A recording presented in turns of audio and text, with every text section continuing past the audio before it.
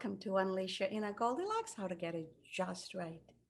Thank you so much for joining us for another hour of engaging and invigorating conversation where we continue to build our community that is going to help us get things just right.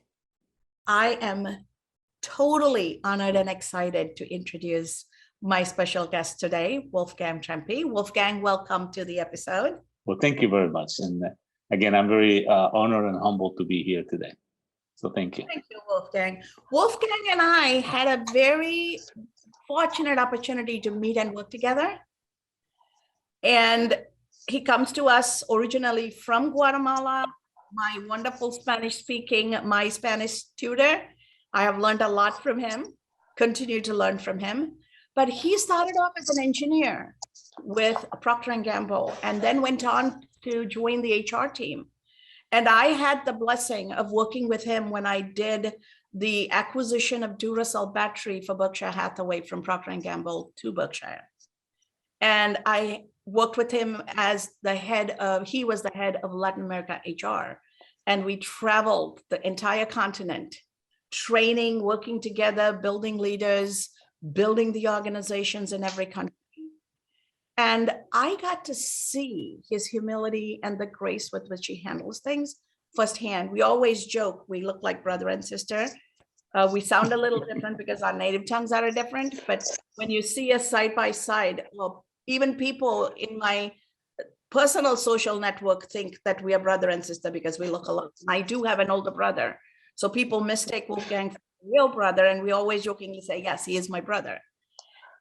And Wolfgang, why don't you take a moment and talk to us about how bringing humility and grace into your entire being has propelled you to this much success?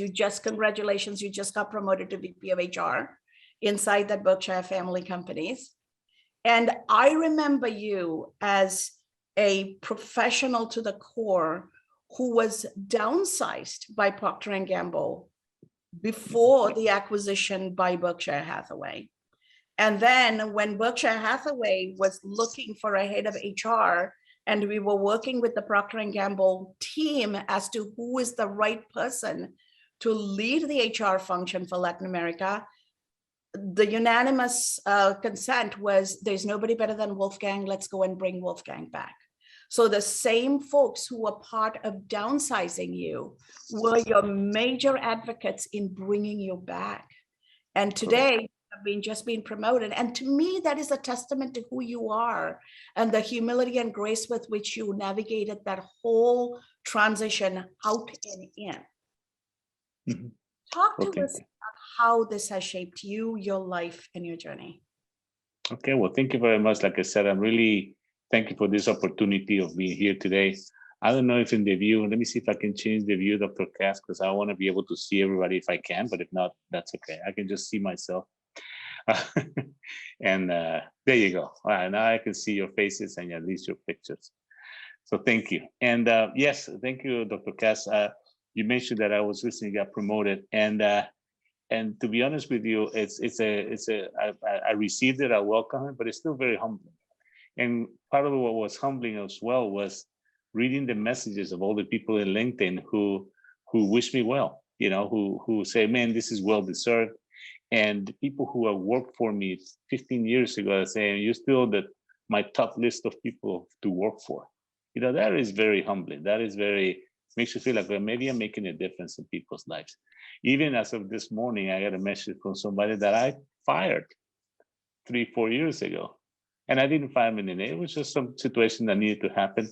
Who was saying, congratulations, much success to you, well deserved. So that to me is like, wow, really, really rewarding. But also it reminded me that the last time that I was a VP of HR, it was in a subsidiary of a P&G company, and actually I was fired myself. And again, it's a downsizing, selling of the company. So it was a business decision. And at that time, I had to think of how do I react about this? You could really get bitter about things because I have been employed for 27 years with that company, or I can find something else to do. Now, fortunately, 10 years prior to that, I had attended culinary school. Dr. Cass knows that one of my passions besides HR and my family is to cook. And I love cooking for my friends. And if any of you is ever down here in Palm Beach, Florida, which is where I live in Boca Raton, just let me know. We're going to share a meal. As simple as it is, we will share a meal, because that's my wife tells me that's my love language, is cooking for my friends. Okay. And so anyway, what I did is, as soon as I was not employed anymore, I said, well, let me go find out where I can serve. And I found this homeless place in Boca Raton, in which I started cooking for up to 250 people every day, helping with the cooking and then leading the team at least once a week. And that, when you do something like that, it really brings you back, right, to your basics, right? Because here you're dealing with people for whom this is probably the only hot meal they're gonna have all day long. And to think about a month ago, you were the VP of HR of this great corporation. Now you're sitting next to them, sharing that same meal and listening to their lives and listening to what they have to bring to the table. So it's always humbling. One of the things that I do, and I hope this doesn't offend anyone, is I do live my life by certain teachings, and some of those come from the Christian background. So one of the main ones for me is I follow Proverbs 3, which is verses 5 and 6, which says, "Trust in the Lord with all your heart, and lean not on your own understanding, and in all your ways acknowledge Him, and He will set your path straight."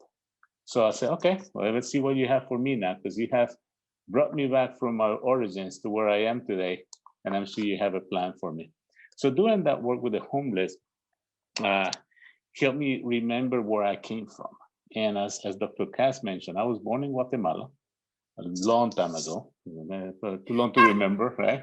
This is before laptops and before computers, before cell phones. Yeah, it reminds me a lot of time. But I grew up in a humble home where we had what we needed. We never really had what we wanted. We always had what we needed.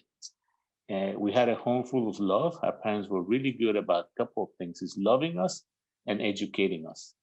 So they sacrificed whatever they could so that my sisters and I will have a good education. And that has really paid off for us in the long term. But not only the education, but those beliefs that you have to be content with what you have, Because one thing that I've always learned is that, again, back to my beliefs, which is that God will always supply all your needs according to His riches.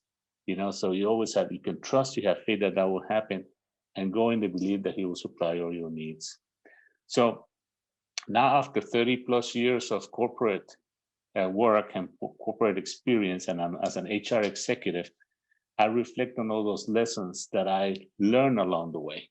And I was telling Dr. Cass earlier, I'm not going to sit here and tell you how great I've been, because then that wouldn't be very humble, right?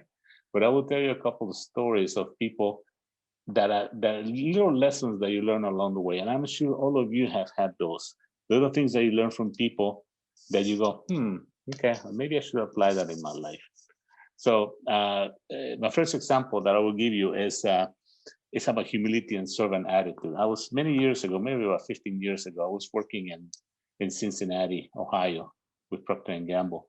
And I was working with the Hispanic community within the company, trying to bring more unity and closure to the Hispanic community. So I had this vice president of supply chain. His name is Alex. And so Alex and I planned this big event, and we invited this director of marketing, who was a Hispanic lady. Her name is Graciela, well respected, very well known. We invited her to come and give a presentation to the group to kind of inspire the group to come together. So the day of the event, we were sitting there with Alex, making sure that all the chairs were put together and everything, which that rather told me, a VP comes down from his office to hang around to see how the chairs are and everything. Okay, now this guy is kind of a cool guy, And then in walks Graciela, and she was all well dressed and everything. Had just come in from whatever her base bath was. And we showed her all the setup and everything for the meeting. And at the end, right before, Alex turns to her and says, "Graciela, is there anything else you need?" Okay. And if you think about it, what could be her reactions, right? No, everything's good. I got everything. Thank you so much. She turns around to him and says, yeah, could you just give me a Pepsi, please? Now, think about this.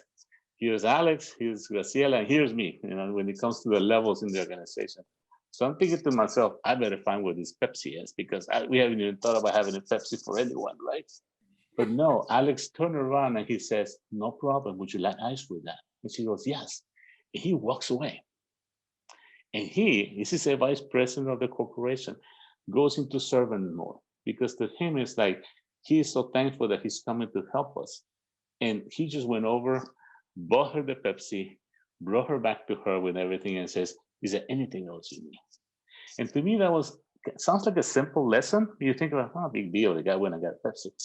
But the fact that somebody at that level gets into servant mode, that taught me a lot, that no matter where you are or how high you think you are, or how high somebody has placed you in an organization, it's always good if you see somebody, understand somebody, try to understand what their needs are and try to help them in any way, because they will always have that great flavor in their mouth that you left in their mouth about how you serve. And I will come back to the flavor part. I'm sorry. Absolutely. And that is such a lovely picture you've painted, Wolfgang, because being a servant leader is not just with your team, right? It's about in every situation and knowing that it is not a facade you maintain, but that's how you live, because it didn't have to be a switch he flipped. That's how he shows up every day. So Exactly. thank you so much for sharing that story. I know you have a couple of others, so let's go into the second one. Okay, sure. And just quickly, because I would have expected that he would have gone, Wolf, and go get the Pepsi, right? No, that wasn't it. So I still get kind of, excited when I think about that example.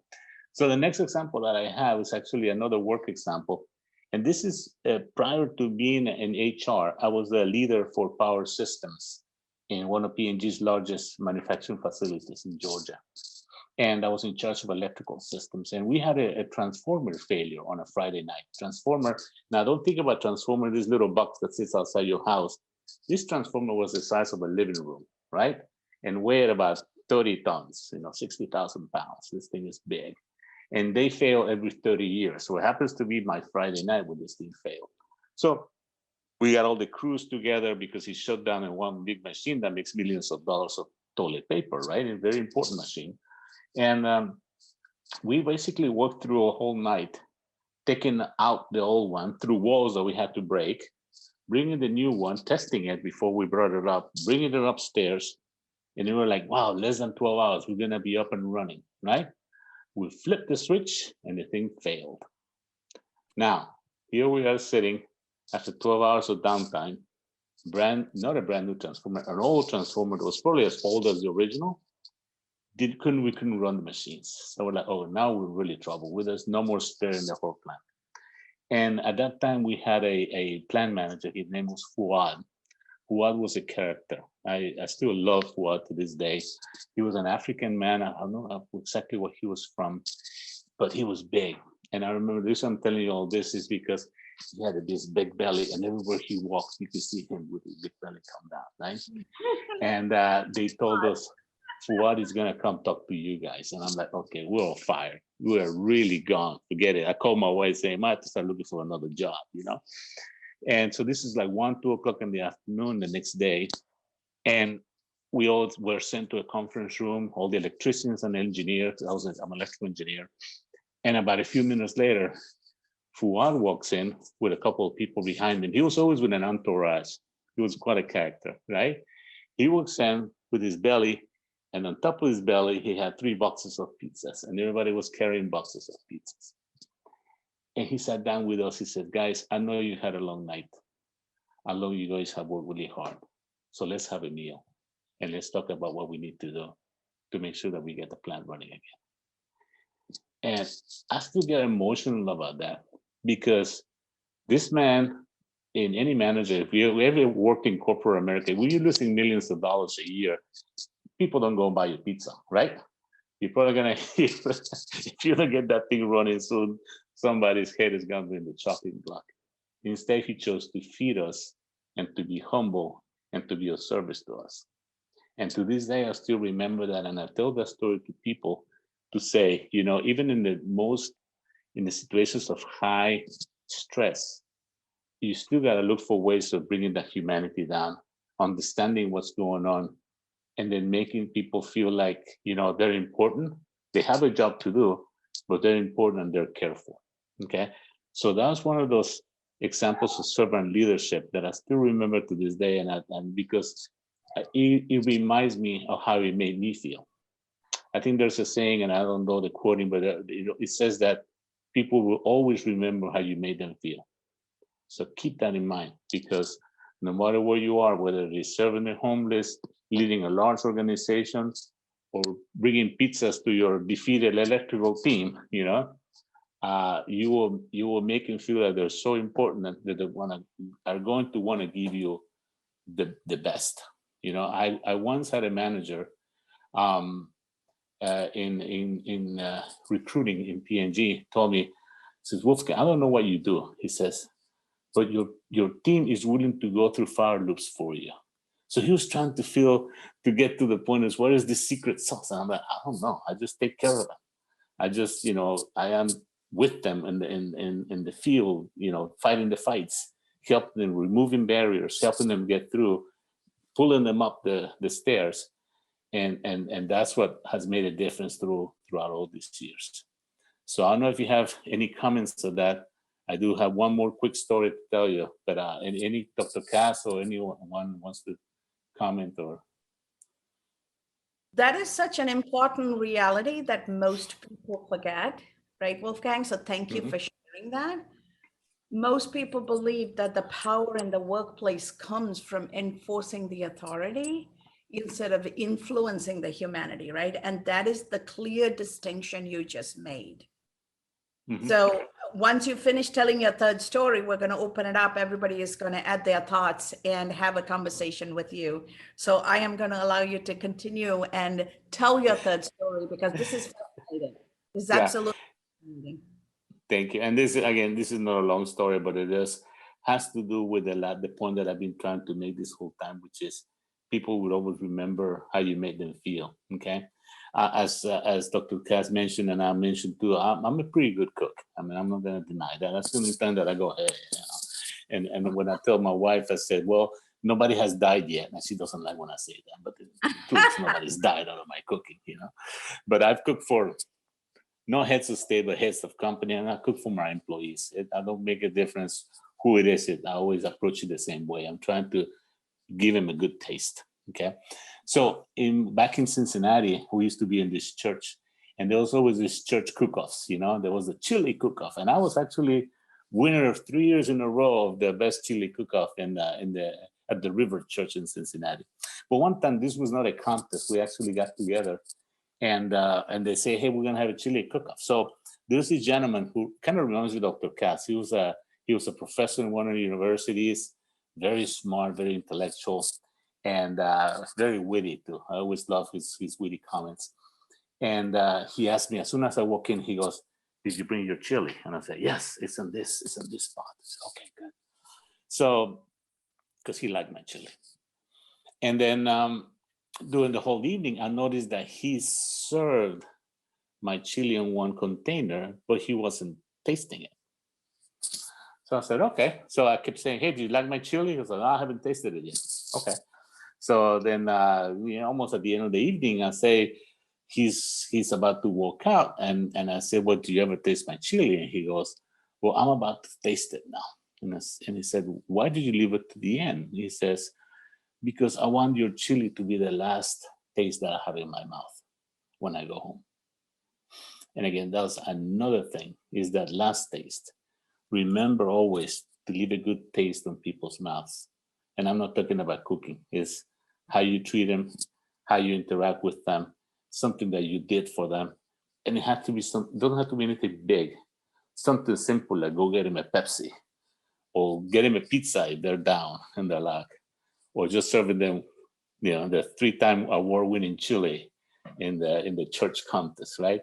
It doesn't matter what it is leaving that good taste so that people will always remember it and want to work with you and want to then help you. Because I always say to Dr. Cass, we've had a lot of great time working together and hard times, difficult times working together. But one thing that we did at the very beginning is we forged our relationship. We traveled together. We ate in fancy restaurants in Chile, and we ate on the streets in Chile with Dr. Cass's 5,000 pesos, which, that's a whole different story that we're gonna get into someday. But the beauty of it that is the work in a relationship. Once the relationship is formed, in my experience, is the work flows much easier. The leadership part flows much easier. People are willing to follow you. A leader without followers is somebody that's out there for a walk, right? Somebody that's out there for a walk by themselves. You're gonna be able to get people to follow you, but you cannot make them follow you. You wanna have a situation and a taste that's gonna make them follow you, okay? So I'm gonna give you one final quote, which is something that kind of summarizes a lot of the things, and there's something that my wife keeps reminding me. I don't know if I could go through life without my wife. I've been married 37 years, and she always keeps humbling me down, keeping me humble. But this is a quote from a book of Philippians in the chapter 4, and it says, I know what it is to be in need. I know what it is, and I know what it is to have plenty. I have learned the secrets of being content in any and every situation. That's a key thing.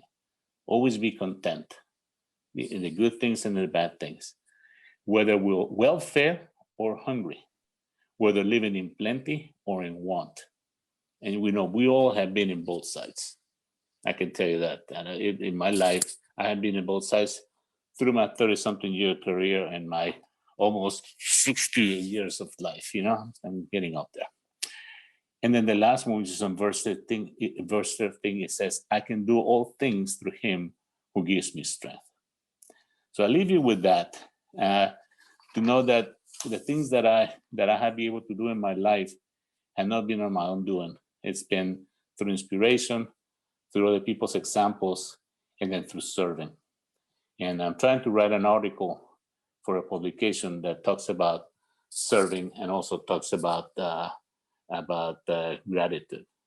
So hopefully, if you ever read that, you will see those things interspersed in there. So thank you, Dr. Cass. I don't know if there's any comments. Oh, no, this was amazing. You did an amazing job through storytelling, reminding everybody. And we have audience here from Asia, from the Caribbean, South America, as well as North America. So we have a good representation here. We have multiple cultures here.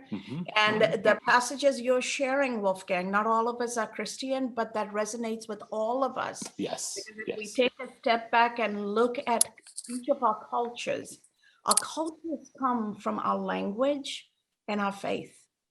Our food, our music, our dancing, right? And so our music, our food, and our dancing, along with our food, that unites us. But if we take a step back and look at our faith and our language, that too can unite us if we just had multiple perspectives, right? Exactly. So the Goldilocks approach allows us to do that. And I love the fact that you, with all the kindness and humility and with unwavering grace, you've shared your belief and your faith. And we all receive it with that same humility and grace, because, I was raised to believe that it is one God. We all see him or her and approach him or her differently. Just like each of us can be a mother, a sister, a daughter, a friend, a granddaughter, a teacher, a worker, a citizen. We're not different people, we're the same person, right? But we show up differently to different people, and so is our maker. And so that is a powerful reminder for us to start at a point of that great grace. And so thank you for rooting us there. Thank you for anchoring us there. One area I want you to help our audience is we are living in a very complicated COVID time. And we also have two types of personalities. One type is that when they want something, they go and talk and engage and build relationships with people who have connections who can help them. This is the group of people who believe that what they value are things and titles and possessions, and they will use whoever it takes to get that. And then there's another group of people who show up with kindness and humility and grace, and they build servant leadership relationships. They engage with the intent to serve, and they value that human relationship. And whatever comes of that community building together, then they share and use it along with the community for the shared prosperity. These are the people who value people and use things. So we have two spectrums, right? Two ends of the Goldilocks spectrum.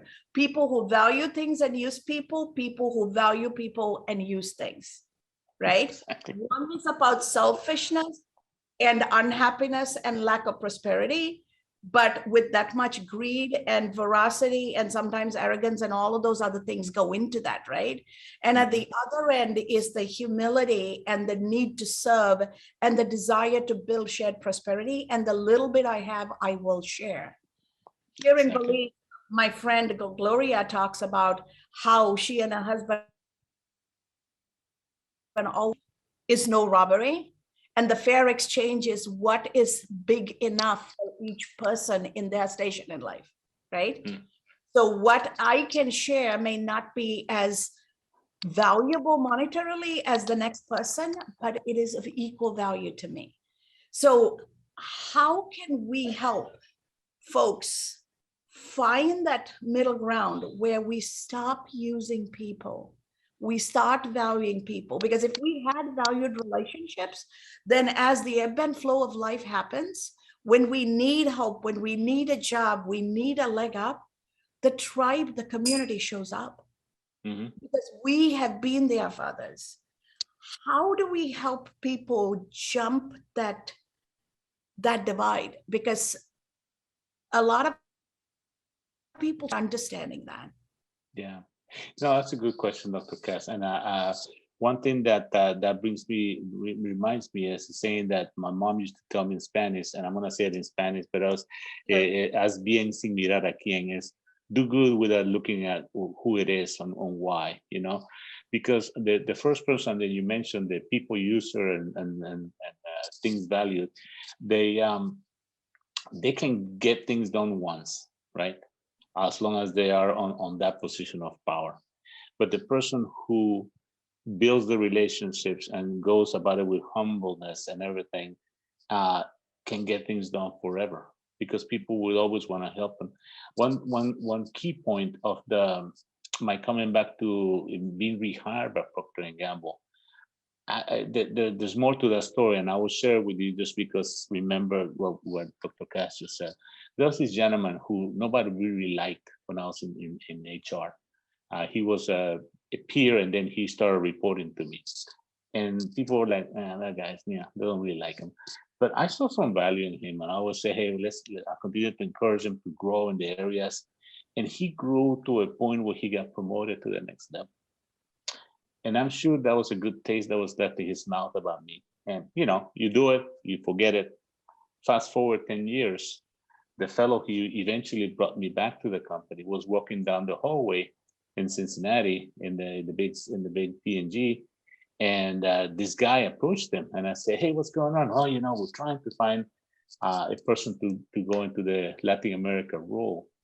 And this guy who I have helped with too, said, well, what about Wolfgang? He goes, whoa, that's right, but I thought Wolfgang was already employed in another one of our plants. He goes, no, he never got that job. And so think about those points of connection. Somebody that I just help, encourage, come back, and eventually get promoted.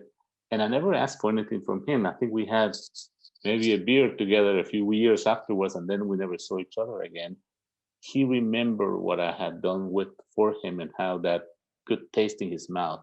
And that's one of the things that he said, you should really go out to Wolfgang for that.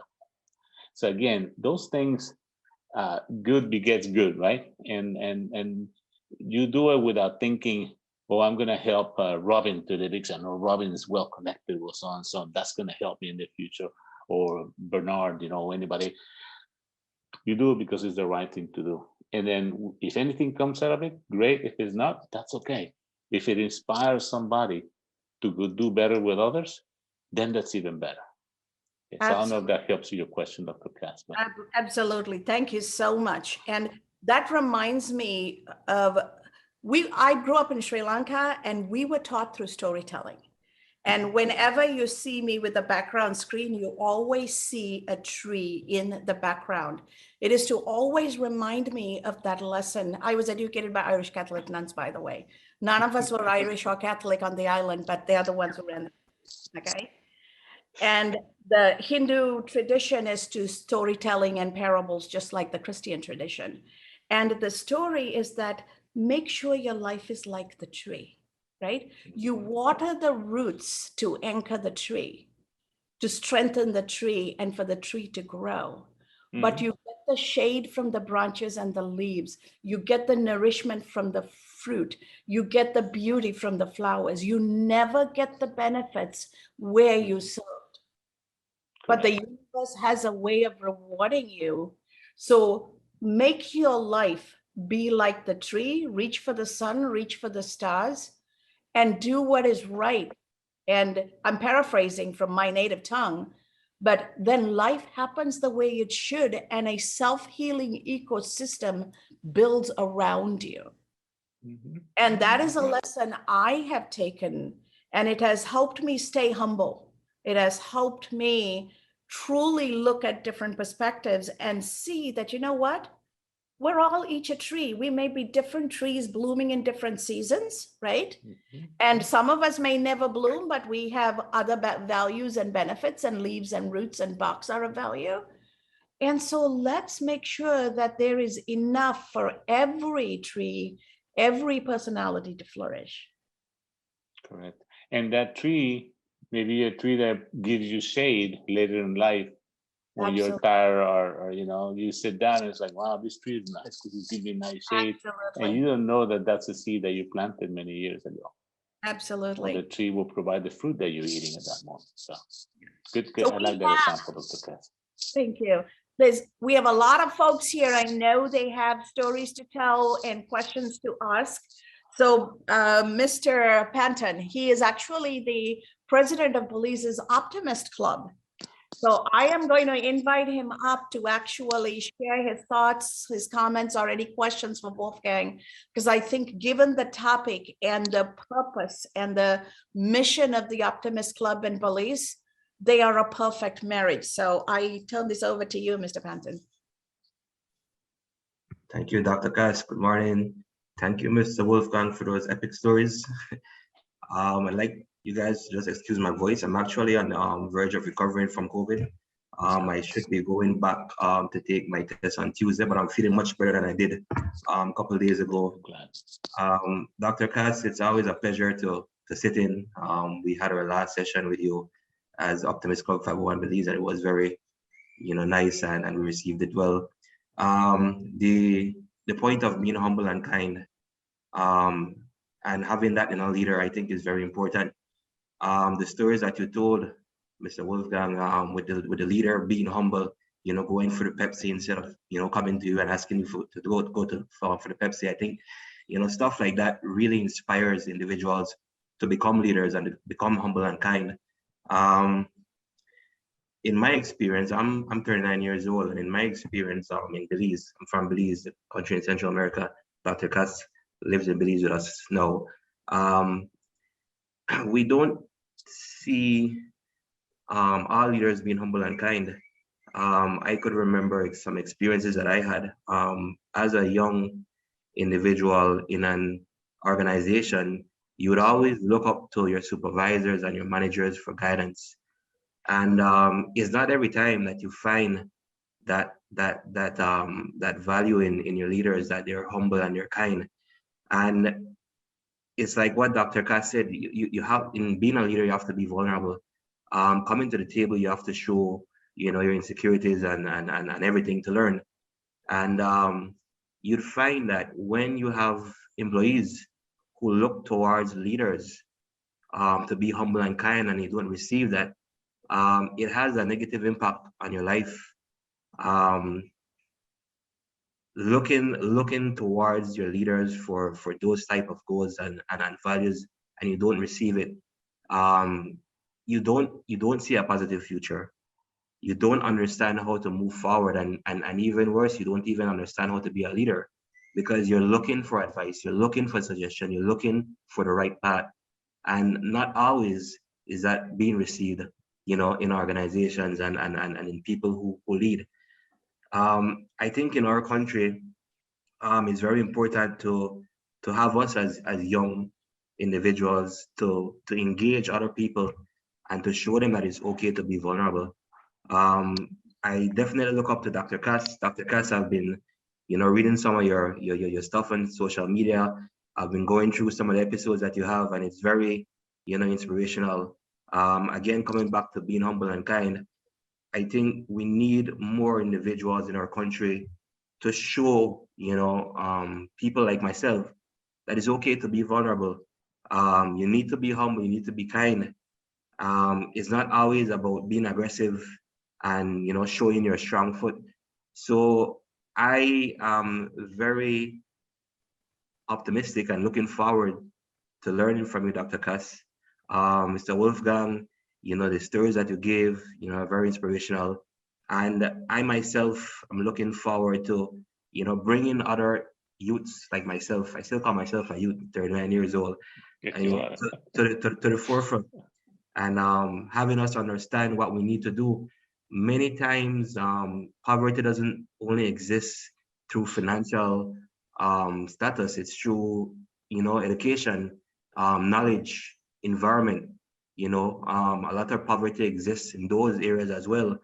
And if we could show individuals and engage them and show them that there's a bigger life, you know, than being stuck in something that you think is your life, I think it will help a lot for our country to grow. And I'm talking from a place that, you know, of Belize, where we are, and, you know, the talent that the youths in Belize have, but we just need the right path. We need the right people. We need the right, you know, individuals to inspire us. I think with those, you know, our country could go a far way. And just sitting here and listening to the conversation that you guys had was very inspiring for me. So I just wanted to tell you guys thanks. And I'm looking forward to having more sessions like these with Dr. Cass. Yeah. Thank you, Mr. Wolfgang.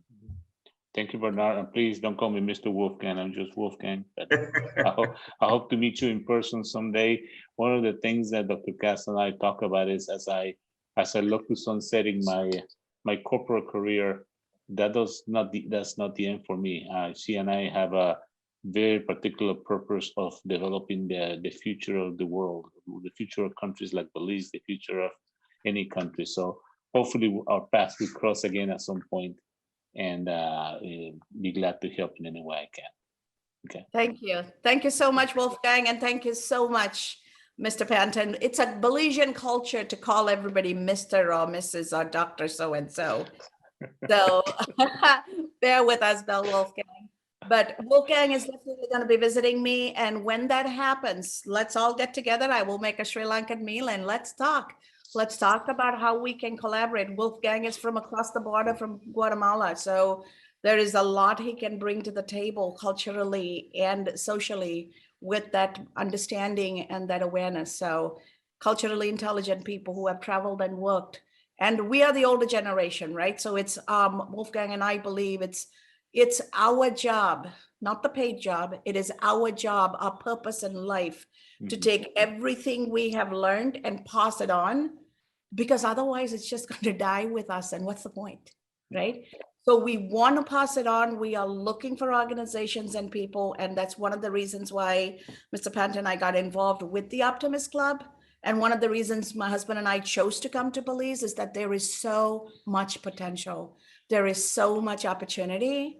And we have the skills, the capability, and the heart to do it. We just need the right tribe to do it with. So thank you for allowing us to be a part of your tribe. We don't feel like outsiders. We are insiders. So we look forward to that. And thank you so much. Thank you too. Robin, I know you have a question or two, so go ahead. Let's see here. I was waiting for Precious or Praveen to go. I heard Wolfgang speak last year, and it was so amazingly inspiring when I heard he was speaking again. I thought, oh my gosh, I'm going to be there. Thank you. And I was going to say, is there a way, oftentimes people come to humility because of having difficult circumstances or difficult events happen to them. But on the other hand, there are many people who, at least from the outside, look like just life is just always going great for them. So I'm wondering, are there things people can do who are in blessed circumstances to learn to be humble, to learn to have grace with everybody around them? Mm-hmm. If I may say something, one of the first things that I can think of is volunteering, Robin. I think about finding a place to volunteer and where you can, and I'm not just meaning volunteer with money, which is good. I mean, if you have resources, give, but volunteer with your time. I found that you learn a lot about yourself, but you also learn a lot about other great people. I know that when I lived in Ohio, our church was really big about, hey, we're gonna go send people to Haiti, which is good to send people to Haiti, don't get me wrong. But I chose to do things in my backyard. I said, well, who around in our neighborhood needs help? Who can we help feed? Who can we help listen to? And that's how we got started. I started a group that cooks for the homeless in Ohio, that even after I left, the 7 years that I left, they still do it. And so got that started. And again, I came from not having much and having difficult. If I go through my whole life story, you're gonna go, man, I don't know how you're alive. But for people who may have not had, or maybe it doesn't seem like they've had challenges, volunteering to me is the best way, because you put yourself under the people's shoes, and then you start having empathy for what's going on out there, and then realize that you have it really good and want to help. I don't know, Dr. Cass. Great Absolutely. answer. Thank you. And one of the things that the Asian school systems do well is after class, it's the students, even first, second, third graders. You sweep the floor, you put your books and toys away, you keep your classroom ready for you for tomorrow. You wash up your plates, you wash up your lunch boxes, you take it home clean so that you're not going to put a burden on your mom, right? And because schools are taxpayer funded for most part, one of the things taxpayers expect from the students all the way through university is contribute to the community. That means on Saturdays, go and clean the streets, pick up the garbage from the beach, clean up the riverfronts, so that you realize the society is investing in you. You give back to society and you learn the value for value exchange. And life is not all about money. A lot of times in the West, we say if somebody needs to get a leg up, somebody else needs to give money. No, for people to get a leg up, we all need to give each other time and love. Seriously. With those two, we can lift each other up. And to me, that was the single most humbling experience, because it didn't matter where we came from. We all wore the same uniform and went to school, and we all cleaned our lunch boxes and swept our classroom, and we went into the community and served. And that leveled the playing field. Go ahead, Praveen. I know you have a question. Hello. Good morning to Sister Cass as well as Wolfgang. This session was really an eye-opener for me, because when it comes to humility and kindness as in leadership roles, I do think that it has so much to do with the culture as well, because as Wolfgang mentioned about not having everything they wanted, but they just had what they needed. So I can relate myself to the same exact situation where I grew up in a family where we didn't have everything we wanted, but we just had what we needed. Despite the fact my parents were able to help the communities during Christmas, because we got converted into Christianity. Every Christmas, they used to donate food and clothes to people who are really poor. So when you look up to your parents, even the ways of upbringing, everything plays a role when it comes to implementing those things in leadership. So that volunteer thing, what Wolfgang just mentioned, is a good way, because for people to train their kids, or for people who don't have any kind of experiences when it comes to not knowing what other people are going through. I think that's a great advice for people to start volunteering. It doesn't always have to be donating money or doing stuff for other people. I was even telling my girlfriend the other day when she said, the kids, now that I'm a Canadian, and if we are going to have kids here, they might not know all the difficulties what people are facing in the world, even if we send them for volunteering or doing anything in the community. So I told her, how about we take them to India every year and show them the poverty that is existing in India so that they appreciate what they have by seeing those people and talking to the people and understanding the real life, how it feels like when you don't have good parents who are rich enough for you to support all the needs. So that is, I think it's one of the best things that most people can do, disregard to the age, where if we can volunteer ourselves in the most poor communities and different cultures, we would be able to learn a lot as well. Thank you. Thank you so much. Thank you so much, Praveen. I have one more minute before we close this out. So go ahead, Precious, if you have any thoughts or comment. I want to yield the space to you, my dear. Okay, good morning, everyone. And excuse my video. I too am recovering from not being so well. I'm just, like you mentioned, it's more about how you feel. I'm just floored. I'm going to take this with me forever. It's just so powerful to be reinforced with what's right and what's true. And I totally, I had a point. I'll say this with Dr. Panton when he mentioned about there's poverty and more than just finances. And I think there's an advantage when we don't have too much of something. Many of us are on this call because we didn't have too much of something, so we got more of something else, or we got the emphasis placed where it needed to be, which was on people, how we treat them and the value of them. And I am grateful that there are times that, in a sense, I may have struggled to get some of the things I wanted for my children, but I'm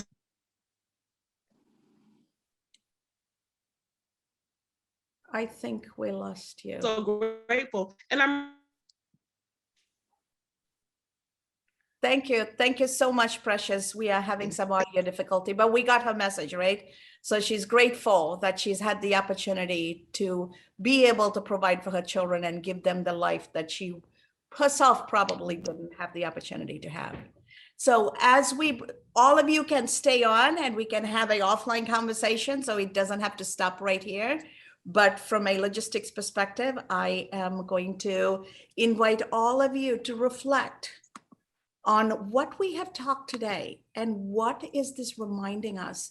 And as the Goldilocks community, as we take this community and the strength and the power of this community into our day-to-day lives and our day-to-day purpose, remember to lean in, remember to reach into the community and support one another and ask for support, because part of being humble and having humility and navigating life with grace is to reach out to others and say, you know what, this is not my strength. You are the right person to guide me, my purpose and my organization through this. Can you please help me? And even if it means, you know what, I do not have the money to pay you, but what of my services can you use? And I am happy to serve you. Right? That by itself is powerful. And so remember, we are a community.